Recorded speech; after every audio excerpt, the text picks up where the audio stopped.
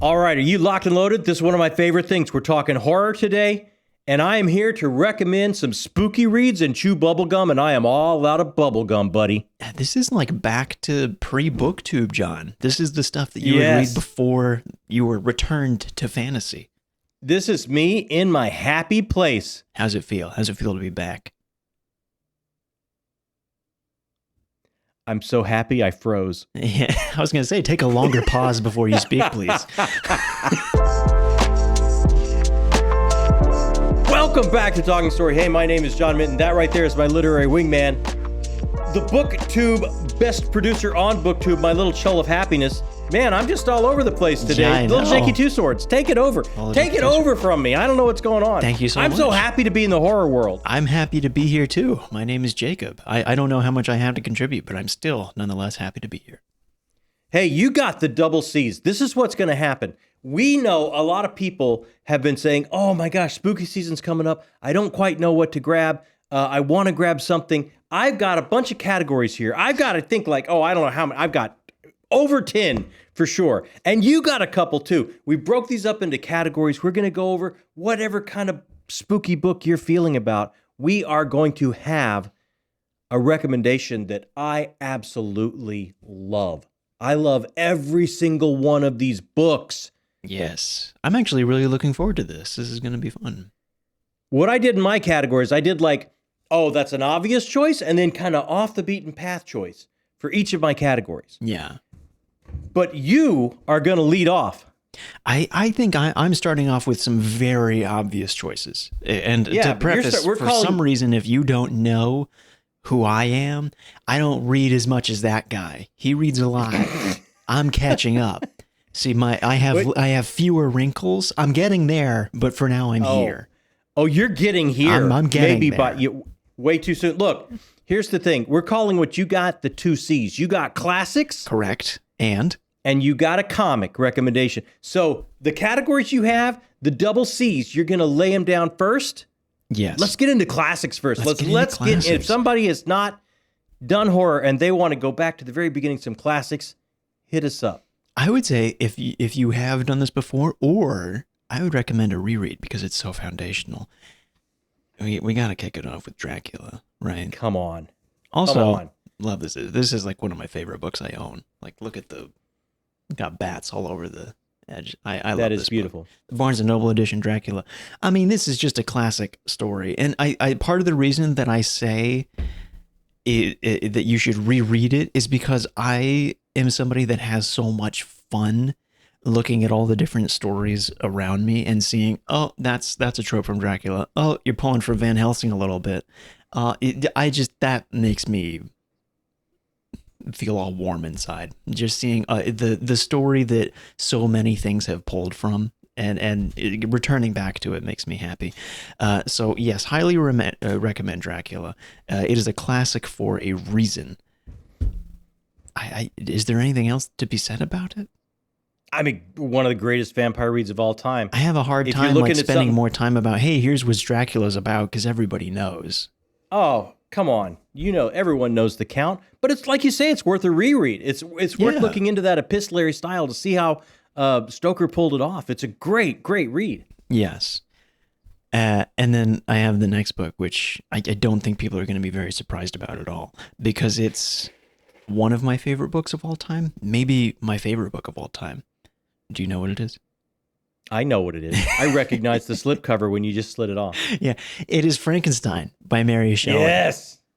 Show that off. Lovely Folio Society edition that has so many wonderful interior art pieces. Can I get one?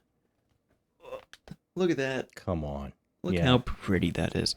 I mean, Frankenstein is, you and I have talked about this before. I feel like some people have disagreed with this, but it is foundational to the science fiction genre. I mean, it potentially part of the beginning of science fiction, one could argue. And yet, the thing that I love the most about this story is that you're following Victor Frankenstein in a way that is intensely emotional. at the core of this story, there is a depression that follows through Victor Frankenstein, and as you see all of the mistakes that he's making, and you as the audience are just watching, oh, this is going to go badly. Oh, you're still making the wrong decision. This is still going to go badly. That by the time it does too. You switch POVs to the creature, and I'm not going to preface this with spoilers because it's been out for quite a while now. You should maybe catch up.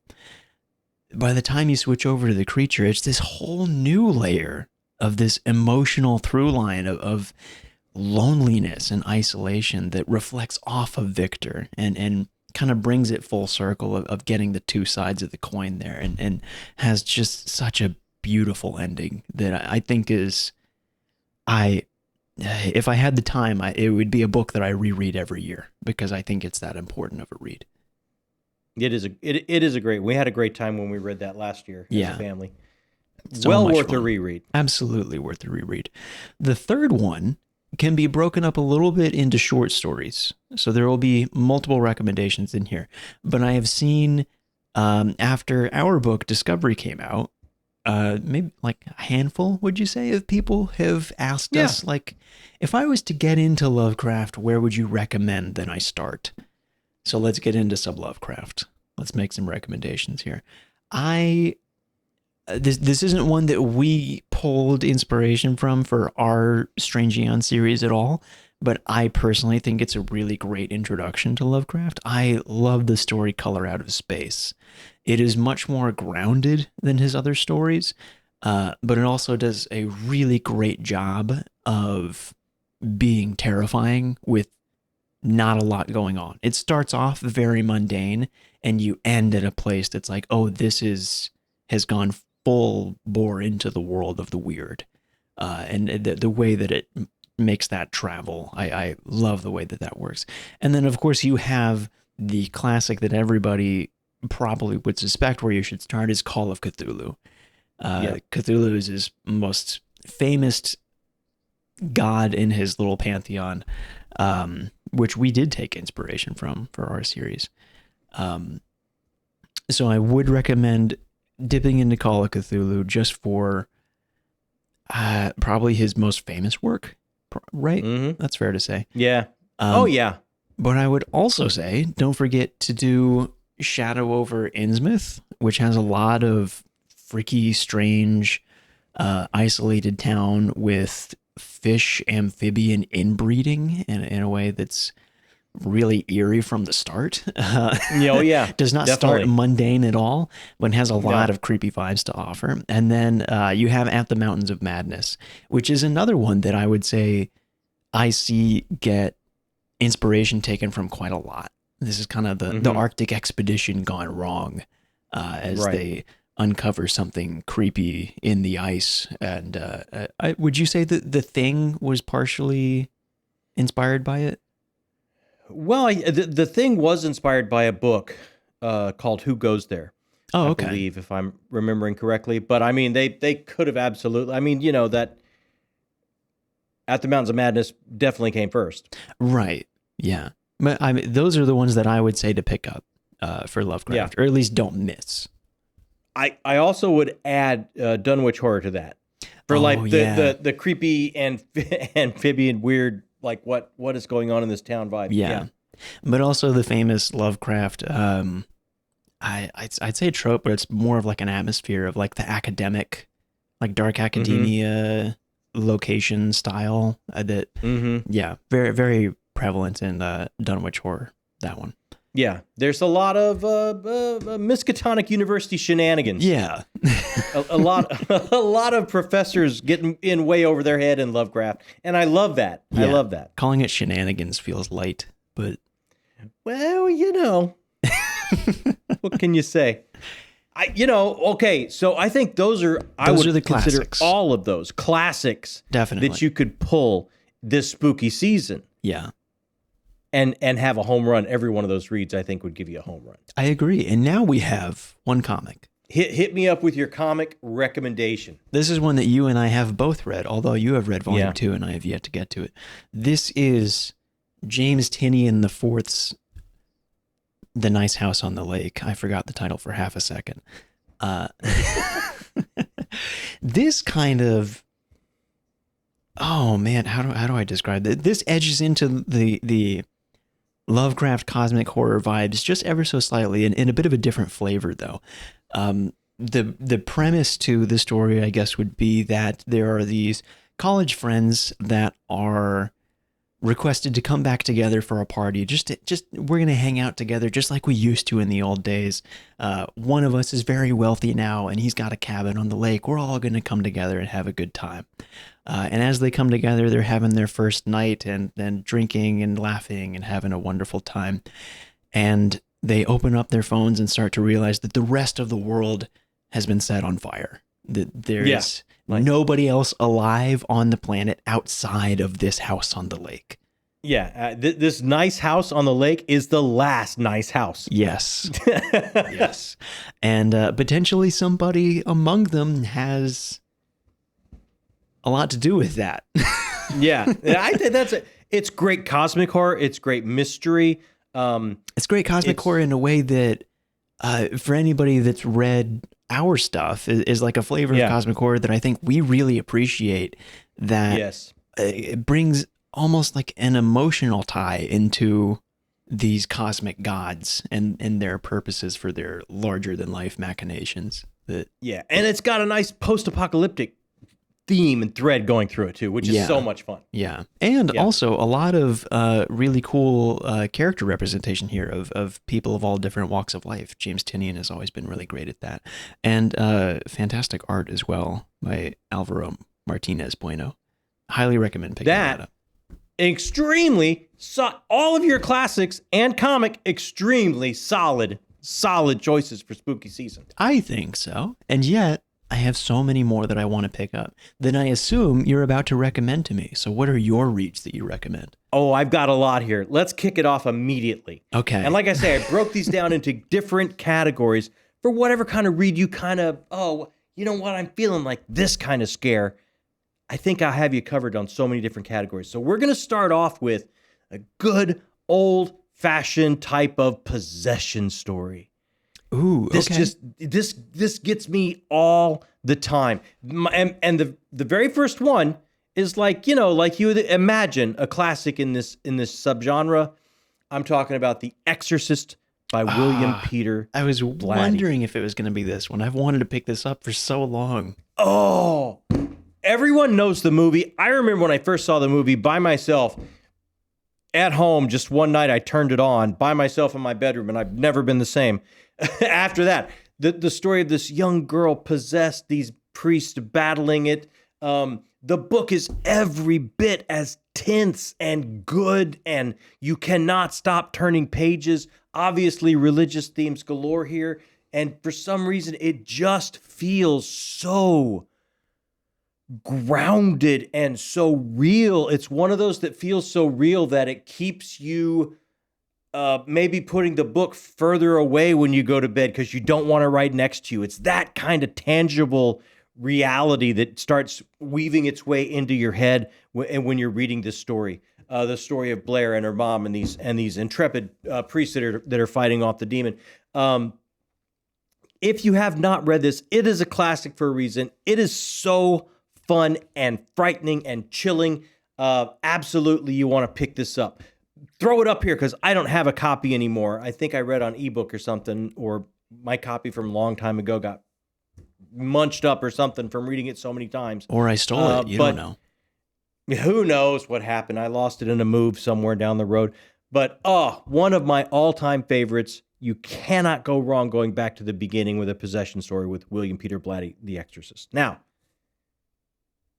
something that somebody might not necessarily think about in the possession story. They want something new, something a little bit of freshness brought to that kind of subgenre. I'm going to go with Grady Hendrix's My Best Friend's Exorcism.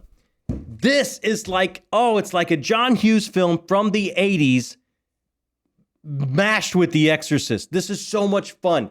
This has such a heart. It has such a thread of humor like all of Grady Hendrix's stuff does. It's a couple best friends in high school.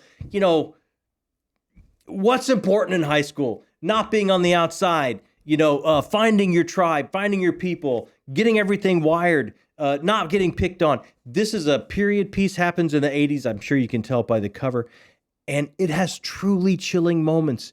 It has all those fears that you kind of had when you went through high school and you're kind of finding out who you are, finding out who the people are around you, finding out how you fit. But it also has the unbelievable supernatural thread of a possession story going all the way through it. And like I said, as Grady Hendrix always infuses this stuff with a great heart and a great sense of humor too. For any of you that were kind of like around in the 80s, this is such an amazing time machine read and a fun spooky season read. If you're looking for a possession story and you want something that kind of fires on a lot of different cylinders than just the scare cylinder, this has all those other ones like the good heart and the humor and the time machine and all that kind of fun stuff. Cannot recommend this one enough in this category. Fun. Man, okay, that one I might have to pick up just because I've been wanting to try Grady Hendrix.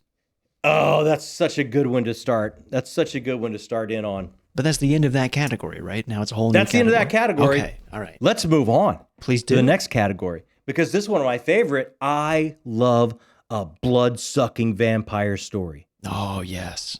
You had a great one with Dracula, all-time classic. You can't go wrong there. But also an all-time classic that I felt almost reinvented the vampire story was Anne Rice, Interview with the Vampire. Yeah. When this came out, it was such a breath of fresh air. It almost took these bloodsuckers and elevated them to some type of gothic anti-hero. How it operates is unbelievable. It's that alchemy where an artist is working out tragedy in their own life and they're bravely putting it all out on the page so they can figure things out for themselves and also share it with the reader. It all starts out where this reporter that does kind of interview on the street, everyman interview on the streets, is kind of up against a deadline, and he gets, he needs something real quick, and he gets called up into this room late one night in a New Orleans bar, and a vampire proves to him that he has lived for this many years and has a story that goes all the way back. And it's such an amazing look at humanity, the way these immortal stories can be, because it stretches out that human experience and it twists and turns how the human experience can react as it gets elongated. We're not in that finite bubble of having, well, that's a life and that's all you get. You get a life, you can see empires rise and fall, that kind of thing. So she does such an amazing job. The prose is so unbelievably luscious. The themes just break your heart. The characters will live with you rent-free forever. Lestat and Louis, Claudia will always be a part of my lexicon in these just tragic characters that in a way are oil and water or gas and a match. But it's still, I still cannot look away when they get together in these scenes. They just crackle with drama. If you haven't done it yet, you must try it. It's unbelievable. You and I are going to read it next year, and you will see exactly what I mean. Are we? I didn't even remember that we had plans for this, but I'm excited. Yep. I'm re-excited. That's one of those ones. Yeah. Okay. Oh, you're going to love it. And here's one that's kind of off the beaten path. I hope you're throwing these up that I don't have, right? Yeah, I am. Yeah. Okay. Here's one that's kind of off the beaten path. Now this is, if you want a vampire story, these vampires don't glow. These vampires don't go out in the sunlight. These vampires are monsters, complete and utter monsters. They are predators. I know what this is, and I have it, so you don't have to put a picture up. You keep going. I'll be right back. You don't have this. Are you sure? I'm positive. Okay, continue. If you have this, I will be shocked and stunned. Okay. They're at the apex of predators, right? Uh-huh. And this is, I love me some splatterpunk from the 80s and 90s. This is going to be buckets of blood. It is going to be Grand Guignol level of just in-your-face gore. And if that's your bag, if you love a slasher flick, if you love that kind of thing, This is the vampire book for you. This is The Light at the End by John Skip and Craig Spector. This is Okay, I don't have this. in the I know you don't have this. You should have this. This is the 80s, the 90s in New York, when New York was really New York. It was seedy. It was tough. You didn't want to be on the street corners alone after a certain hour, right? And the vampires have found where it's forever night, and that is down in the subways, and that is where they hunt. And that is a group of people that understand and figure out what's going on, and it is them drawing a line between these predators and the rest of the city. And it's just like an 80s action movie that is just filled with all the gory, horrific effects you could dream of and want. It is brutal. It is in your face. It takes no prisoners. It is a monstrous book about vampires. And I think it's a heck of a good time. Man, I thought it was going to be The Strain. That's what I thought you were setting up. Oh, The Strain's another good one too, but no. Okay, all right. It's so hard to do a good ghost story. So sometimes I think it's better if you kind of think about being haunted by your past decisions, the grief you carry, the guilt you carry, who you used to be that you don't want to necessarily want to own anymore because you've reinvented yourself in your adult life. But if you look back, there's something in the past that has to be addressed. There's some evil that you left behind.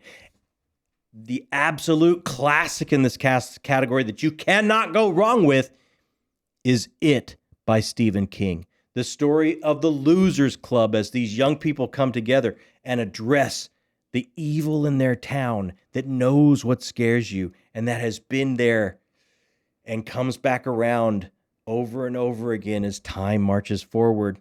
Now, as it's told in parallel of two different timelines, now as they're being called back from their adult life, they obviously don't even think that this really happened the way they kind of remember it, but they're called back one more time to face this evil again.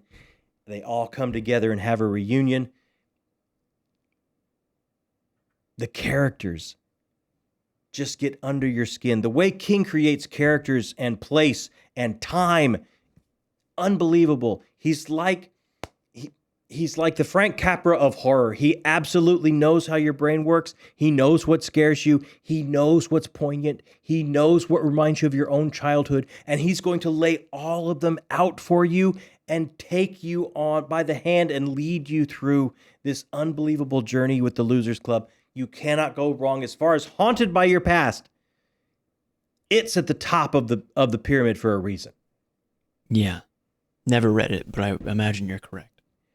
You absolutely have to. Now, I just got into Ronald Malfi, and this is another great one for haunted by your past. Black Mouth by Ronald Malfi. If you haven't got into Blonde, this is the only one I've done so far, but this was so good. This, much like King, operates on the same level.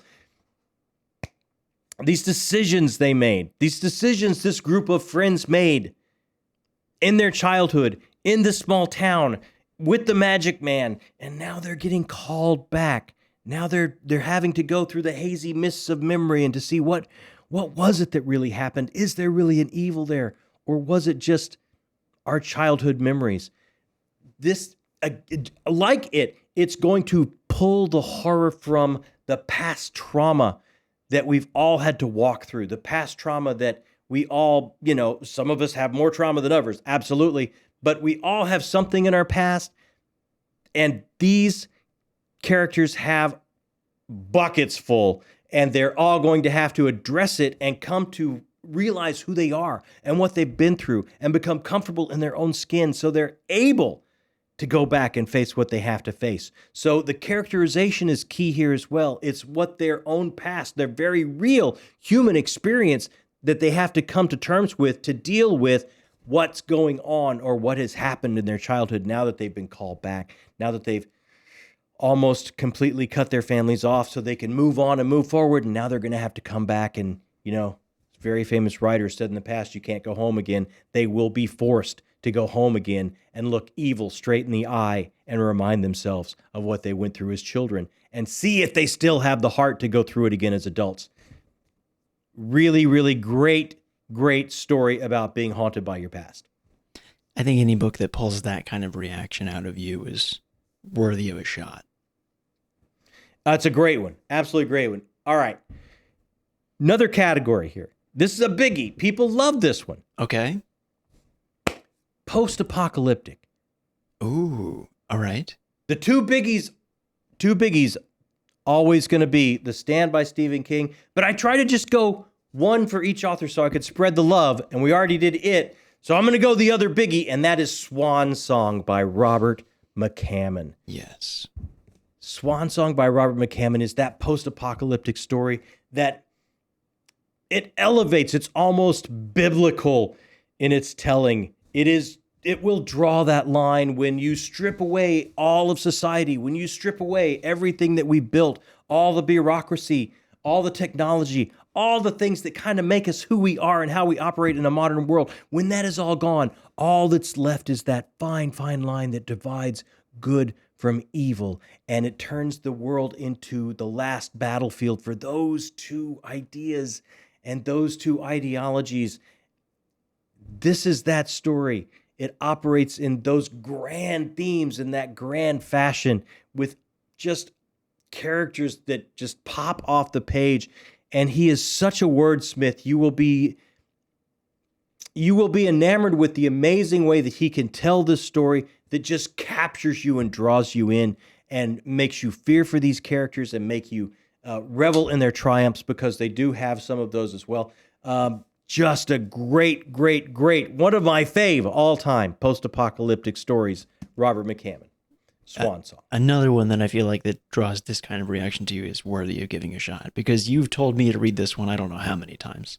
Oh my gosh, this is just one of those that, I mean, wow. This is a wow book. For me, this is a wow book. I need to get a reread that. But you can't go wrong with that. Now, kind of off the beaten path. Sometimes we like to grab like a YA book, right? Sure. Sometimes like, you know what? Oh, I just feel like almost like a Snicker bar read. Like I just want to have fun. I don't want to think about some heavy themes or things like that. One of the best post-apocalyptic YA series of books that I can think about is the Rotten Ruins series by Jonathan Mayberry. This is the zombie apocalypse told through the eyes of some younger protagonists, younger characters. How do they get along? How does your childhood operate in a world that is overrun by flesh-eating zombies? There's so many fun little things that you will recognize, like, oh yeah, that is kind of how you would fit that in a childhood in a horrible zombie apocalypse. As all of Mayberry's stuff, this ties into all of his other things that he writes. It's so much fun. The characters are great. The mystery is great. You've read this one as well. I got you to read this one when you were quite a bit younger. And you have to say, the way this first book ends, there's no way you don't want to pick up book 2, right? That's very true. I think I read it when I was 10 and loved every moment of it. Yeah. Oh, this is one of those that it's like, it doesn't matter. It doesn't matter. Jonathan Mayberry constructed this and wrote this. It's like, if you just love a post-apocalyptic, if you just love characters that you can't help but root for and enjoy how they're finding their childhood joy in a world like this, if you love a world building, because the way he builds the apocalypse and lays it all out for you, it's all there. It doesn't matter what age you are. This is one of those that is just going to be fun. And I defy you, if you try this one, that you're not going to want to pick up book 2. Yeah. I was wondering when Mayberry was going to come on the list. Oh, you know he'd have to make the list. I knew he'd be on there somewhere. It was just a matter of when. I'm telling you, I love all of these. I love all these reads. Should we take a little break before we move on? Because I got a big category coming next. Absolutely. Let's thank some people. Let's thank some people. These are our amazing folks. Hey, right down there, you can check out all the different places on social media we are, including our Discord, where we can hang out and talk about spooky reads all you want. And also down there is our fine, fine patrons from Patreon that do all the heavy lifting here. They keep the channel going. They keep the lights on. They actually take over our channel when we spin this camera around and do something we call Town Square. Thanks to each and every one of these correspondents, directors, and producers for making it all possible. Thanks, everybody. Just a quick break in the action to thank all of our correspondents, directors, and producers on Patreon. These people keep the lights on. They make decisions for us because we don't know what we're doing. We're not great at making the decisions around here. The decisions all the way from what I'm going to read next, what the book club of the month Patreon pick is going to be, but all the way up to video ideas and what we're going to do here on the channel coming up for you. If you're interested or you want to find out how you can be a part of this, right down there in the description box, click the Patreon link. It's got all the answers for you. And once again, thank you to all of these fine people that are helping us build the channel, our correspondents, directors, and producers. Okay. Big category. You know, I'm excited to hear about this. You know there's no way I'm putting this list together without some cosmic horror. Oh, now I'm really happy. There's no way this list exists without cosmic horror. Let's hear it. I can't wait any longer. I need to know it. This is one that, hey, you pulled the classic. We already have HPL out there for anybody that wants to go back to the beginning. But if you want kind of a fresh take, one of the best people that I think that kind of does it is F. Paul Wilson. And I pulled out one of my favorites, Black Wind. This is a family drama, a historical drama, a multi-generational drama, a wartime historical drama during the Pacific World War II.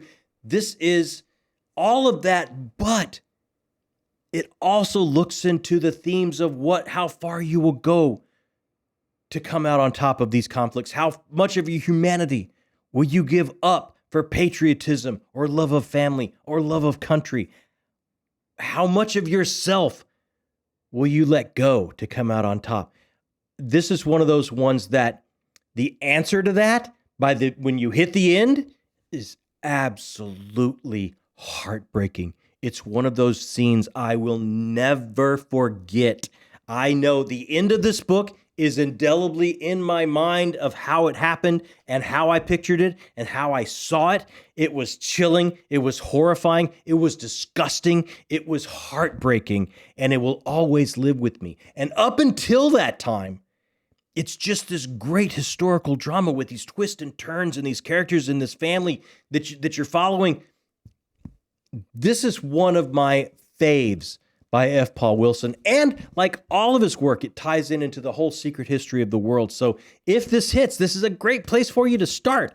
If this does hit, you can also move on to the Adversary Cycle or the Repairman Jack series. But this is a great place to just dip your toe into F. Paul Wilson's secret history and see if it hits for you. You cannot go wrong by giving this a try for cosmic horror. Man, this is another one that you've recommended so many times that I really want to get to. You should totally get to this. I know. Now, one kind of off the beaten path for cosmic horror is our own book. You're going to recommend our own book? I'm going to recommend our own book. If you want some cosmic horror, if you want something that's not really well known, kind of off the beaten path, try to check out Discovery by all three of us, Jacob, Amy, and John, J.A.J. Minton. This is book one in the Strange Eon series. I mean, how would you sum it up? It's hard. It's a genre blender. It's tough to sum up. It's for sure a genre blender. I would say it sticks mostly to sci-fi, to put it very broadly. But hey, you know what? Huh? How about if we just drop the trailer? We can do that. This gives the vibe better than anything we could say. It does indeed. Check out a trailer I made like a year ago.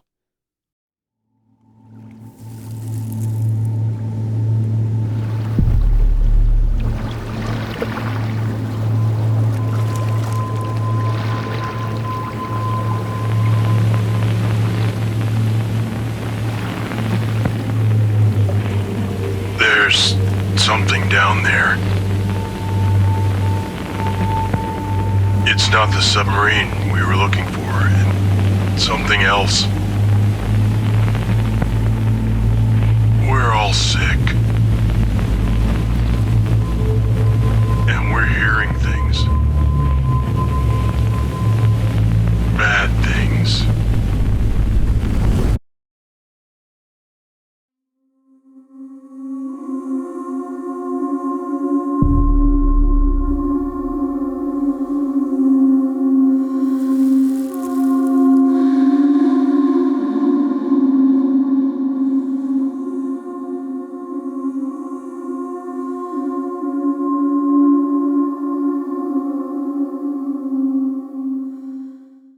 I can't believe you recommended our own book. Look, for cosmic horror, if you want a fresh take, if you want something new, if you want something I think is fun, and it's off the beaten path for sure. It's off the beaten path, that's for sure.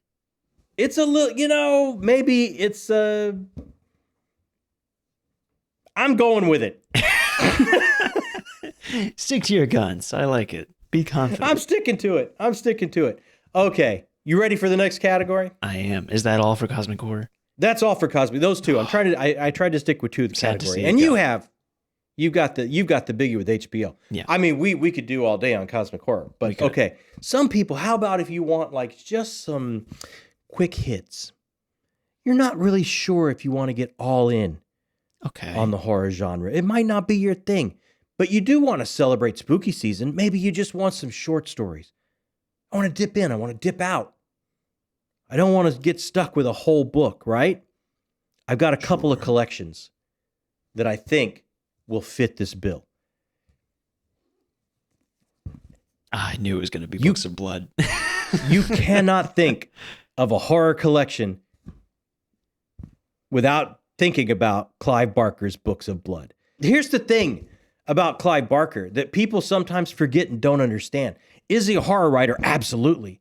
But he's also a writer of the horror of the human condition. He's a dark fantasist. He's a painter. He's so many different things. He's not just a horror writer. When Stephen King read these short stories for the first time and said, I have seen the future of horror fiction and his name is Clive Barker. Yes, he was that, but he is more. This collection goes to so many different places. It has so many different flavors. Yes, there's horror here, but there's also just the weird, the strange, dark fantasy. Just an unscathing look at human nature. It's such an amazing collection for so many reasons and so many different tastes and flavors. If you just want to pick this up and give a couple a try, just to see how it hits for you, these stories still stand up, no problem. Man, I do need to pick that one up. Oh, I'm telling you, I think just I've read if a you couple wanted of to, them, but no, I've not if read you the just whole want to read a book. couple stories, yeah, Yeah. you can't go wrong with that.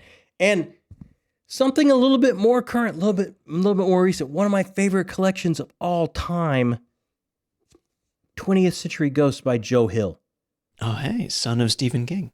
Son of Stephen King. This is one of those collections I love because, again, it's all over the place. Does it have some horror in there? Absolutely. There's spooks. There's chills galore for sure. But it also has some cathartic and poignant and heartbreaking stories about friendship and all kinds of themes. It's all over the board. He doesn't hem himself in. Him and Clive Barker both, it's like we're going to look at the scary and the horror because that's part of our human condition, who we are. And while we're looking at that, we're not going to shy away from all the rest of the human condition as well and what that means and how they all come together and make us who we are in this crazy jumble of all the different kinds of things that we go through as we go through a life. So this is not a big, thick, huge collection, but this collection is so strong, story to story to story to story. You will start to see kind of where he came from, He's had some amazing comics. He's had some amazing novels. This was one of the first things he put out there, and he put it out there, and everyone noticed in a big, big way for a reason. It is an outstanding collection. What a list. I got one more category. There's more? Okay. I got one more category because people love like urban fantasy or dark urban fantasy or urban fantasy that deals kind of like the horror world, right? Everyone loves Dresden. I'm not going to put Dresden on this list because everyone loves Dresden. I have another couple kind of with that urban fantasy, that alternate history feel of, all these things, all these myths, all these legends, all these monsters you've heard about, vampires, werewolves, ghouls. They really do exist. There's a whole history to this world that you're not privy to, but if you peel back the curtain a little bit, you start to see where these myths and legends came from because these things are real. They do exist. And that's kind of that dark fantasy / horror feel. And the first one I'm going to say, I don't have it here. Throw it up here for me. I'm going to go Kitty and The Midnight Hour by Carrie Vaughn. This is a great series. This is an amazing series. This is that series that our main protagonist, Kitty, has been bit by a werewolf. And she's coming to terms with what that means and how she works in the pack and the politics of that, right? As well as trying to keep her job on the radio, where she's a DJ for a talk show at midnight on the local radio here in Colorado, or there in Colorado. And she starts to realize her show really takes off when she starts to really take some phone calls and talk about this whole other world that's going on out there, this whole other reality where these creatures exist outside of the light, outside of the norm, outside of society. And she starts taking these calls and letting everyone know about it. And the series starts from there and blossoms and goes forward with an amazing found family set of characters, amazing politics, amazing bureaucracy of this hidden shadow world. Great characters, Kitty herself and all of her family around her. This is a great. If you like Dresden, if you enjoy Dresden, this is another great urban fantasy / horror type series that you can get into. That feels almost like a pulpy premise. I kind of dig it. Oh, it's so much fun. It is so much fun. Yeah. Wow, man. And for those of you that kind of like a little bit of paranormal romance, got a very, very lovely romance at the heart of it. Was not expecting a romance twist in this list. My last one for this category has a lovely romance twist as well. Really? Okay, let's hear it. Yes. And it is The Immortal Investigations by Michael Cronk. Man, yes. And it is an indie book, so pick it up in the description. Yeah, we'll have everything listed down there since it's a list of what you would want for spooky season. Everything. There's so many books. There's so many books. This is indie published from an amazing booktuber, Michael Cronk. His channel will be down there for sure. If you haven't checked it out, you definitely want to. He put out the first 3 books in this series. Now it's that same thing. It's that alternate history. But at the core of this is a lovely love story. It's not just about Jason. It's not just about that main protagonist that wants to be a detective. And in that search of being a detective, he starts to find how the shadow world really works. It's also at the heart about a power couple. It's about Sylvana too. It's about these 2 people coming together and building a couple, and how social mores change from generation to generation. And what does that mean when the generations of these beings are long and drawn out, almost on an immortal scale, how we talked before? How will this world of shapeshifters and wizards and vampires and a total history that goes all the way back, how will it impact Jason and this relationship, this budding relationship that he's building? All the answers are there. The first 3 books kind of build to this very, very lovely feel of a conclusion, but I can't wait for book 4 to come either. If you're a fan of Dresden and you haven't tried this yet, you absolutely owe it to yourself to try Immortal Investigations out. It's such a lovely urban fantasy / dark horror feel of a series. It just is a lot of fun, and I highly, highly recommend it, especially for this category for spooky season. Dang, man. That's a nice finisher. I like that it finished out with an indie book. That's cool. Oh, you had to do it. Whatever category you want. If you grab any of these, let us know. Hit us up in comments and let us know if you grab any of these and how they work for you this spooky season. We absolutely wanted to give you some directions to go and some things to try because we love horror here. And these are some of my faves. If you give any of these a try, I absolutely want to hit in comments. I want to see you hit us up about how they hit for you. We're going to answer every comment as quick as they possibly come in because that's the whole reason we're here is to talk about books and with you about the same kind of books that we love. And if you haven't hit that thumbs up button, do that for us. That helps us grow and meet new people. Every new person, they bring us new recommendations. They bring us new interpretations. And that makes us all a little bit wiser, a little bit richer because every interpretation is going to be completely different from our own. And if you haven't hit that subscribe button yet, oh man, what a group of people you have waiting for you to join us. This is such an amazing group that loves to talk about art and story and how it impacts us and how it changes us and how it changes how we see the world and each other. If that sounds like a good thing that you want to be a part of, hit that subscription button and join us. It will give you a tingle all the way down to your toes. And that's just a scientific fact. It is indeed a scientific fact. I am contractually obligated to agree with you. There you go. If you're still here, you're book people, and in our book, that makes you the best people. Thanks for joining us here. on Talking Story.